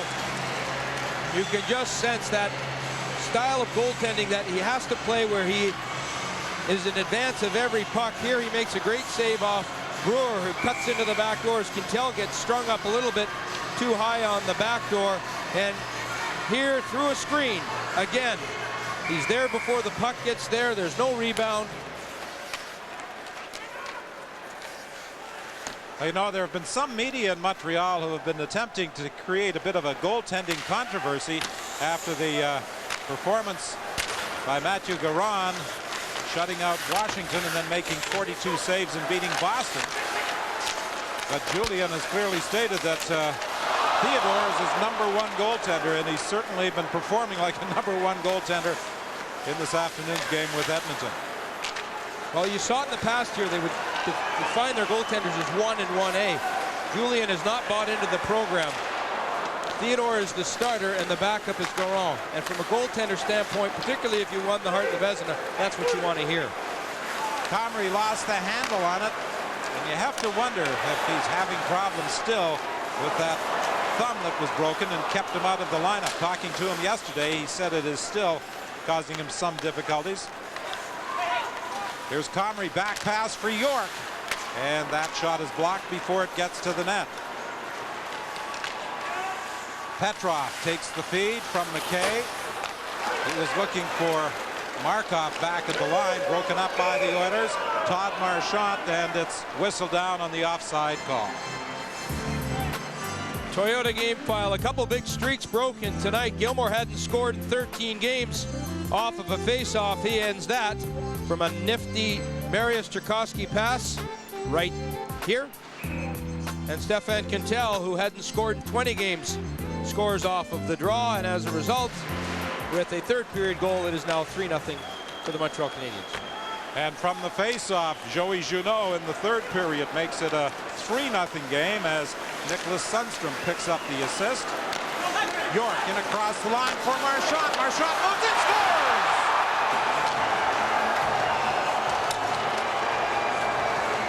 Well, we now have a hockey game. Mike Ribeiro lets Todd Marchant go at the blue line, and Todd Marchant, who may be the fastest man on the ice, scores his 12th goal of the season and gets the Edmonton Oilers back in this hockey game. Everything happens at the blue line. You see number 71 chasing Marchant. A lot of goals that are created off the rush happen 150, 200 feet from where the atrocity actually happens at the net. And there Ribeiro, fourth line guy for Montreal, is given the responsibility of going on the ice. And Julian cannot be happy with that goal in the third period to give Edmonton life. Marchant used his speed to score his 12th of the season. And it's a 3-1 hockey game. Puck comes back to the line. Semenov tried to keep it onside, and it was gloved ahead, resulting in a whistle. York and Nienema draw the assists on the Todd Marchant goal. Todd Marchant typically has been a checker through his career. Was actually traded for his coach, Craig McTavish. Not often that happens in New York. Craig McTavish was brought to the New York Rangers and was a big part of their Stanley Cup team in '94. But he has really developed the offensive side of his game. We saw there with that shot. Not too many goaltenders are going to stop that. Puck is up as quick as you can put the puck to the top part of the net. Well, Ryan Smith, when he was with us in the second period, alluded to the fact that Todd Marchant has really blossomed this year as an offensive threat. A shot from the point, deflected wide. He gets it again for Juno. A centering attempt, and that's grabbed and held by Tommy Salo. Game 2 of our triple header on this hockey day in Canada features the Ottawa Senators at the Toronto Maple Leafs. That will follow this game, and then we move to Calgary as the Flames entertain the Vancouver Canucks. And following that, After Hours comes your way from Medicine Hat with Scott Russell and Kelly Ruth. Sundstrom behind the net. Kilger goes in after it. Kilger throwing it out front. Juno was looking for it, but he was tied up and could never get to the puck. Fired in by Rita. Rivet flips it up along the boards, and it's knocked out to center ice. Pisha was not yet in position. 14:44 remaining in the third period. A 3-1 hockey game. Todd Marchant breaking Jose Theodore's attempts at his second shutout of the season. Gilmour, who scored the game's first goal, fires it in. It whips around the boards where Nienema picks it up. Gilmour goes after him. Nienema flips it over to the other corner. Staios had some problems handling it. Gets it again, and now Cherkasky is in trying to force the play, but the Oilers come up with the puck.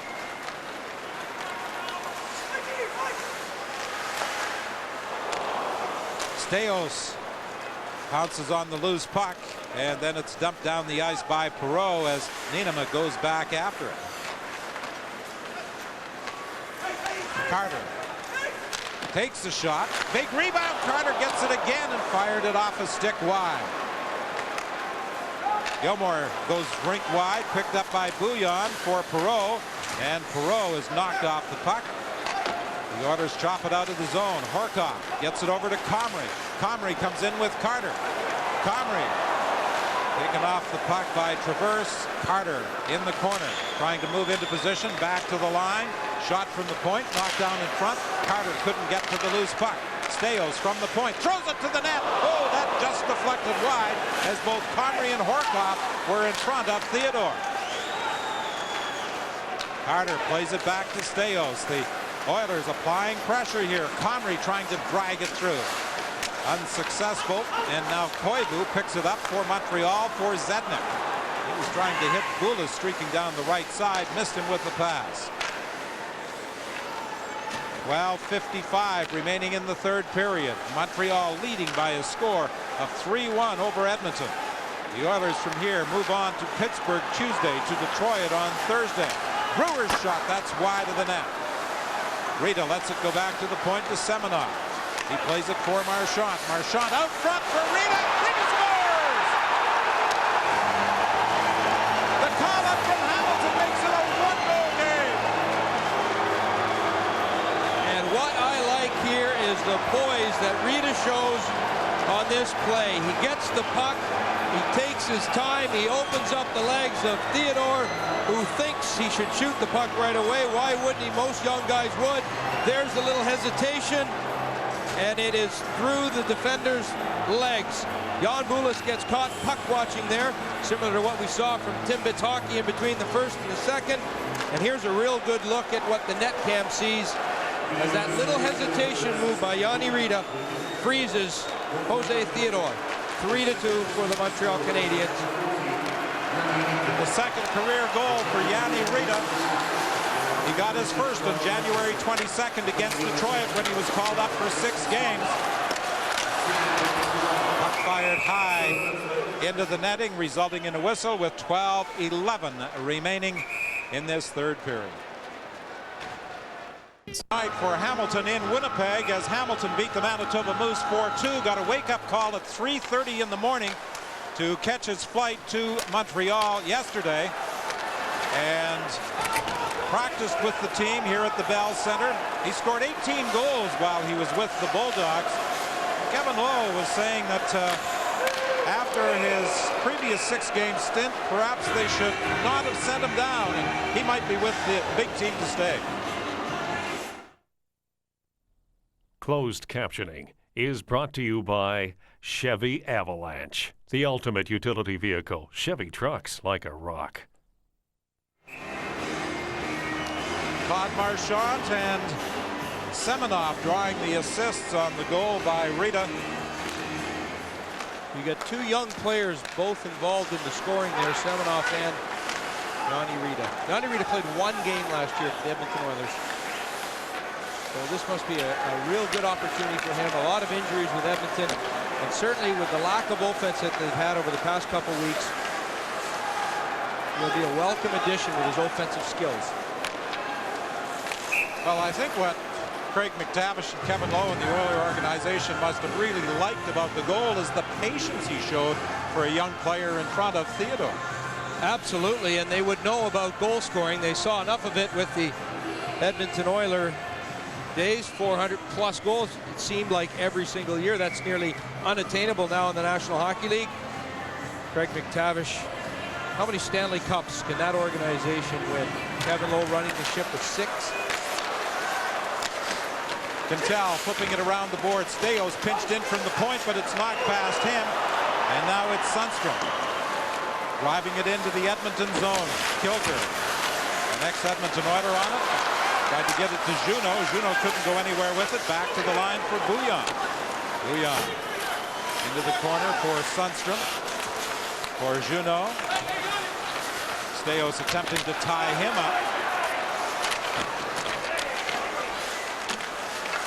Comes free for Sundstrom. Sundstrom plays it back to the net for Juno. Steos is on him again. Kilray trying to help out. Kilray was able to center it. Juno couldn't get a shot away. 10:39 remaining in this third period. A lead pass for Horkoff to Carter into the slot. Comrie, big save by Theodore. Comrie had him at his mercy. Brewer wins the race for the puck with Bullis, but Bullis is able to make a play on it. Zednik fires it wide. Traverse dumps it into the corner. Bullis goes after it. Koivu takes it behind the net. Todd Marchant trying to stay with him. There's a shot and a deflection that Salo reached up. It looked as though it may have been going over his shoulder, and he makes the glove save. Well, good defensive positioning leads to that chance, but let's take a look at how dangerous Edmonton are. They jump their defense in the rush, and that causes an odd man rush. And here's the last save by Salo again. Good defensive positioning by Montreal. They have a third guy high. That third guy high too far away for the defense to come out and cover him. Too low for the winger to cover him. As a result, a good chance on net, nearly a goal. Semenoff moves it up along the boards, knocked out to center ice. Todd Marchant, a goal and an assist into the slot. And Rita got knocked down. Puck comes out front. And the Canadiens' Koivu fires it down the ice. Back after it is Semenoff. The Oilers looking to tie this game at 3. When they met on January the 4th, the Oilers had a 3-0 lead, and then Montreal came back to force overtime. Might the reverse hold true here this afternoon at the Bell Center in Montreal. The Oilers down by 3. They now trail by 1 on goals by Marchant and Rita in this third period. Chimera put himself offside as he backed in across the line with 9:13 remaining in the third. Theodore has been the busier goaltender with 25 saves so far in the hockey game, 14 for Salo. You get the feeling with 9 minutes left to go and Edmonton trailing by 1, the next 9 minutes he's going to be a little bit busier also. Edmonton are really jumping their defense into play, really trying to take advantage of a slow-footed Montreal defense. Hemsky's shoot-in is held by Theodore with a face-off in the Montreal zone with 8:55 remaining in this third period. Players don't spend a lot of time looking over notes before the game, but they do pay attention to a couple critical things. And one thing that they'll pay attention to is the fact that Montreal, when leading and going into the third period, has given away 13 points. Normally you always take 2 when you're ahead, but they haven't. They've lost 3 times, 5 times they've tied, and twice they've in fact lost in overtime. So this is a club that, when it has a lead, it's not rock solid that they get 2 points and a win in the bank. George Larocque stopped by Markov as he attempted to move it. Back after it is Niinema. Niinema and Staios, the defensive pairing. Rink wide, intended for Swanson, just beyond his reach. Larocque flips it around to the far corner. Morrow is there. Like McTavish shaking up his lines in this third period. Larocque trying to use his strength to move out front. Niinema at the point, lets the shot go. It goes off Larocque to the corner.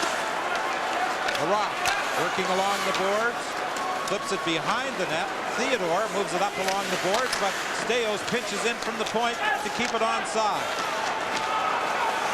This time it's knocked away from Larocque, and the Canadiens' Markov flips it rink wide. Yannick Perreault will bang it off the boards, picked up by Staios. He tried to make a play. It went off escape. Niinema is forced back in his own zone. He leaves it for Staios, who returns it to Niinema with 7:38 remaining in this third period. Sundstrom is in forechecking along with Kilger. Kilger comes up with the puck. Tried to center for Juno. Now Swanson jumps on it, moves it to Horkoff. Horkoff dumps it in. Racing back after it is Cantel. Bouillard moves it ahead to Kilger. Kilger fires it in. Semenov is back there, having some problems handling it. Has his pocket picked by Sundstrom. Manages to tie him up, however. Juno comes up with the puck. Poulos replaced Kilger out there. Tried to get into the play, but they couldn't get it to him. Back comes Comrie. Comrie dumps it to the corner. Horkoff races after. Cantel gets there first. Now it's Zednik getting up to the line. Stopped there by Semenov, but the puck comes out to the neutral zone. Carter comes back in for Comrie. Comrie tried to make a play, and it was taken away from him and moved ahead for Koivu. Rink wide for Zednik, coming in against Semenov. Zednik trying to go to his backhand. A weak shot off the side of the net. Well, that is about 4 or 5 times in the offensive zone that Comrie has had an opportunity to shoot the puck and simply hasn't. And I would have to think that that thumb injury is not completely healed. Although it's his right hand and it's the top hand on his stick that has affected his ability to shoot the puck, and he's given up a couple chances to put that puck at the net for shots and rebounds. Cherkovsky flips it out to center ice with 5:57 remaining. 3-2. The Canadiens lead the Oilers. Played in off Rita. He goes after it quickly and gets the shot away that was just wide. Niinema from the point. Rita was looking for a redirection. Staios goes in. Rita and Traverse bump along the boards.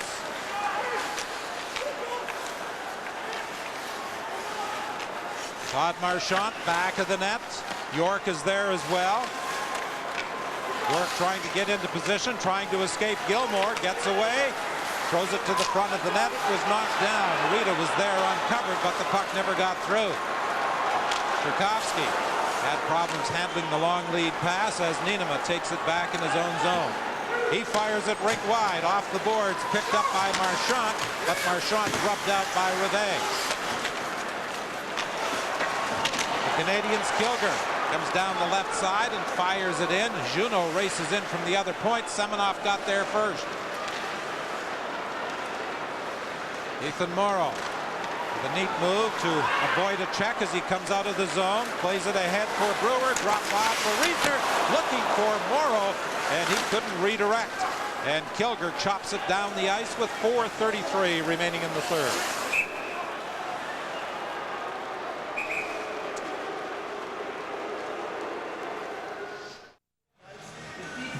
On Hockey Day in Canada, another minor hockey team will be on the ice at the conclusion of this game at the Bell Centre from the Greater Toronto Hockey League.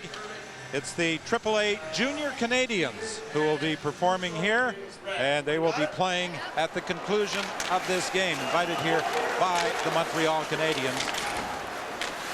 I think the Canadiens like the fact that a team in Toronto bears their name. Well, they wear the Montreal sweaters, and if that's not courage, I don't know what is. Their coach, in fact, is Kevin Donahue, who I played college hockey with. I really didn't think he paid attention to the coaches, let alone he wanted to become one. Well, he's going to have his 10-year-olds out on the ice here at the Bell Centre. A great thrill for them. Koivu got turned around, and George Larocque starts away for Edmonton. Theodore comes out of the net to play it. Bullis along the boards, gets to it, makes the play for Saku Koivu. Koivu in across the line with Zednik. Backhand shot by Koivu, picked up by Morrow. 3:40 remaining in the third period. Morrow trying to move in. Nienema had it bounce over his stick. Staios with a weak shot on a rolling puck, and it's broken up, and back comes Tchaikovsky.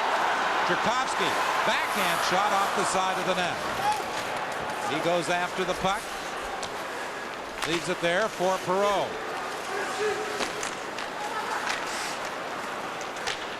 Pass was beyond the reach of Carter as the Oilers attempted to break out of their own zone. Carter again stopped in neutral ice with 3 minutes remaining in this third period. Staios back after it for Edmonton. 3-2, Montreal leads. It was 3-0 Montreal. On goals by Gilmour, Cantel, and Juno before Todd Marchant and Rita scored to make it a one-goal hockey game in the third period. Carter has a chance in front. Horcoff with a shot, and that is blocked by Theodore, and Sundstrom knocks it out to center ice. Semenoff dumps it in, goes after it. Theodore will get there first. Horcoff cuts off the backhand, clearing attempt. Fed ahead now for Gilmour. Gilmour coming in against Brewer. Gilmour attempting to make a play, knocks it out to center ice. 2:16 remaining in the third period. Smart play by Gilmour. All of Montreal had changed with the exception of Gilmour, so he holds onto the puck and makes a good play with it instead of just dumping it into the Edmonton zone where they'll gain possession and go on offense. Nienema now getting away from one check, playing it ahead for Marchant. Marchant throws the backhand towards the net. He was looking for York, and it was knocked down by the Montreal defenseman. Finally, the Canadiens' Bullis is able to clear with 1:40 remaining in this third period. Well, you'll see Montreal, they'll set up. They'll have 4 guys in the neutral zone. 1 forechecker, that's Juno, and the rest of the guys are happy to take away the speed, the time, and the space of the Edmonton Oilers, and it's working effectively as they force 2 turnovers in a row. Nienema leaves it there for Staios. He moves it up along the boards for Marchant. To Rita, quickly to York. York trying to go wide on Cantel. Here comes Salo out of the net. The extra attacker is out there for Edmonton. The Canadiens, Kilray trying to gain control, got it to the line. Marchant knocked it down. Dumped into the corner. Theodore leaves it there for Bouillon. He had York quickly on him as we move into the final minute. Now the Canadiens, no, they can't clear. Cantel goes down. Staios moving in. Staios in front. They bang away at it, and finally it's picked up by Kilray and dumped down the ice with 44 seconds left.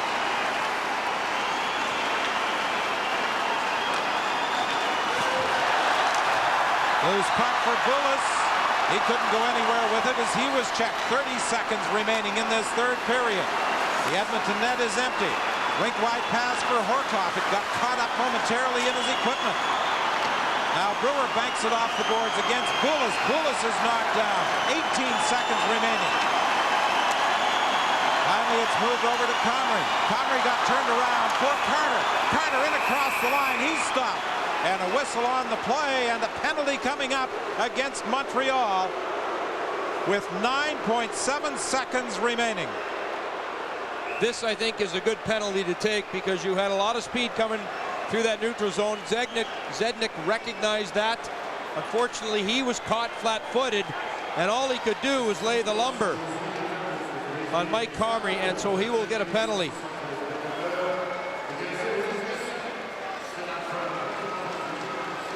Well, 21,273 here at the Bell Center watching this first game of our Hockey Day in Canada triple header. And Craig McTavish has called a timeout at the Edmonton bench with 9.7 seconds remaining. He will have a tough time trying to devise a scheme to score as the faceoff will be outside the blue line.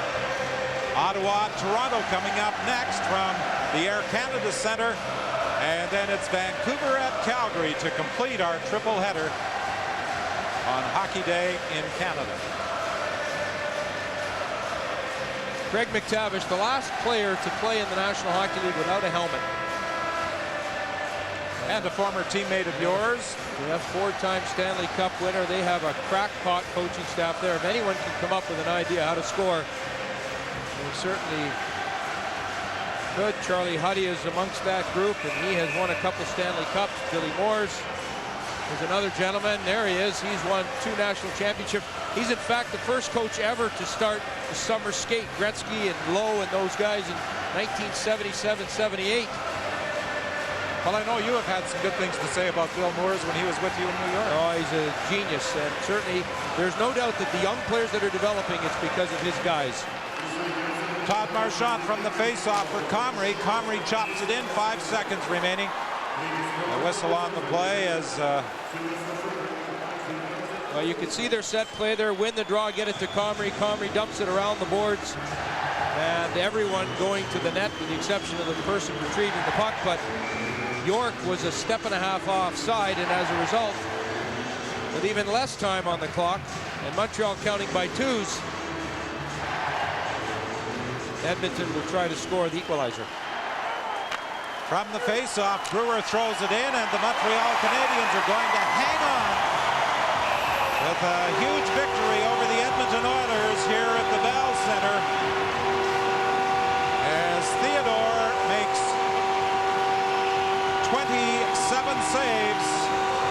Todd Marchant and Yanni Rita beating him in the third period to make this an interesting finish.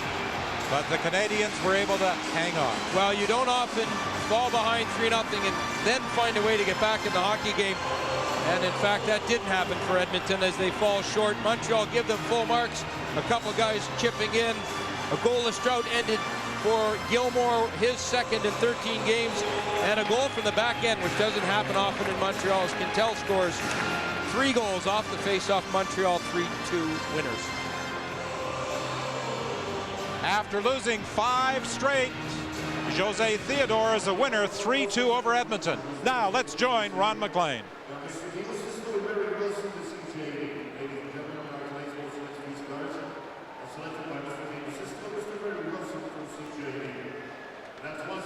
On Baffin Island, and we've moved down from the Arctic Winter Games Arena, which was built last year, to the old rink downtown, built in the 1970s, and I'm with a guy that, I don't know if Kelvington's was this fancy, was it, Wendell?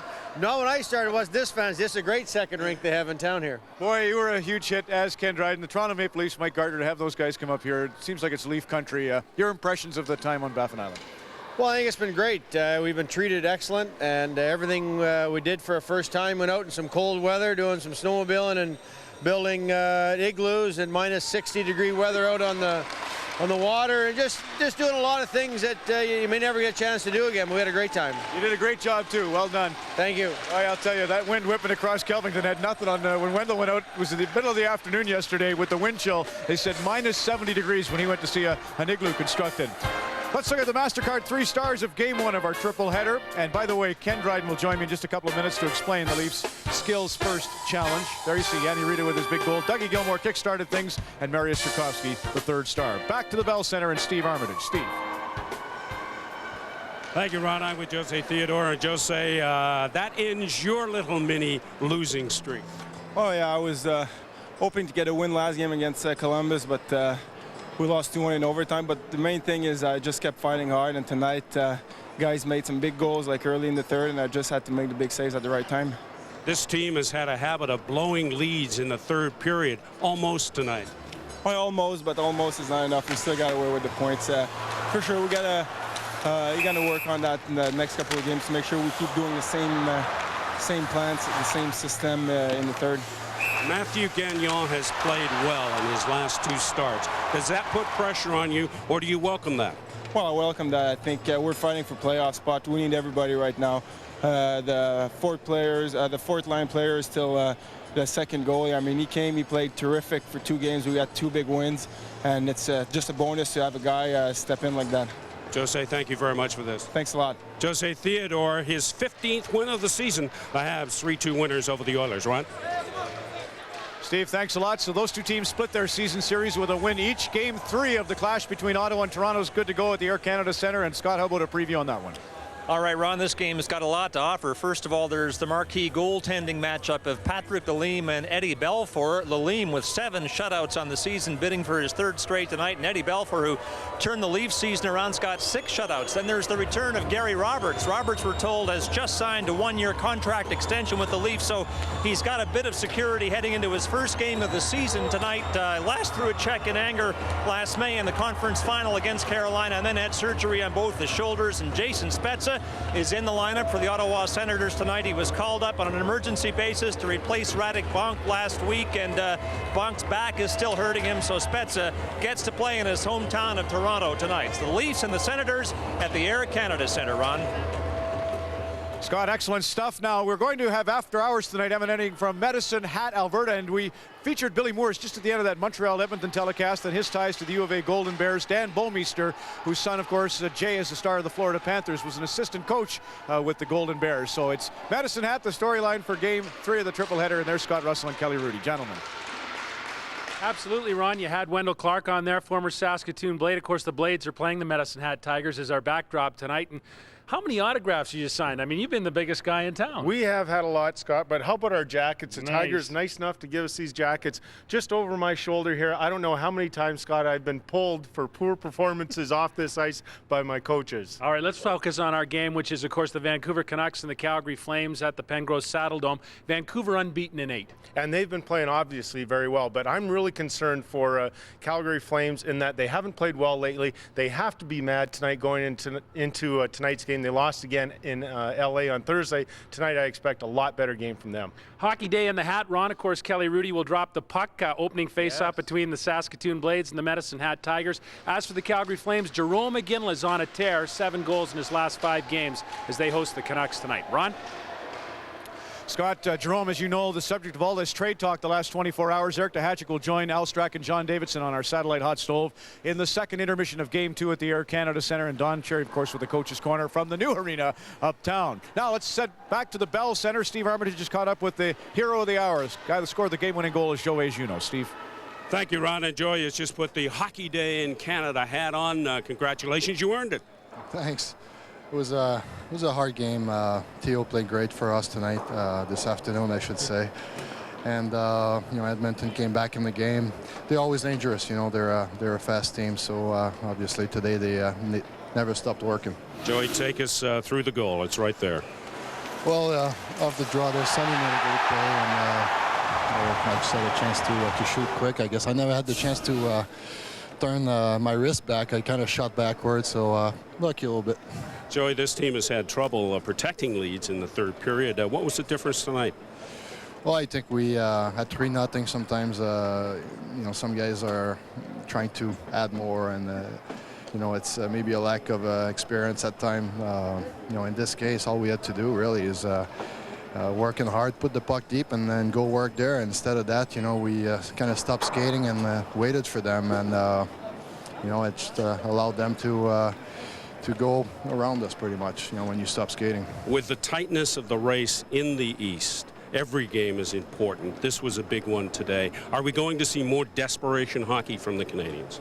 Well, I hope so. I hope that a lot of guys are going to start being more steady. And I'm only saying that because we're going to need it to make it in the playoffs. Like like we needed it last year at the same time, and everybody did that effort last year at this time, and obviously Theo was a great part of it, and we're going to need the same thing again this year.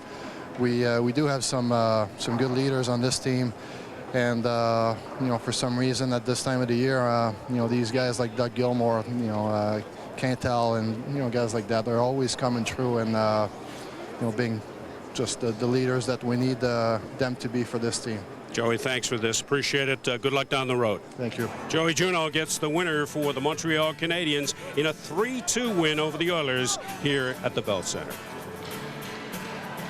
Brad Hall was really funny, Steve, when he was asked to back up his comments in that famous Scott Oak interview where he called himself the smartest guy in hockey. He said, well, come to think of it, Joey Juno went to RPI and studied aeronautical engineering.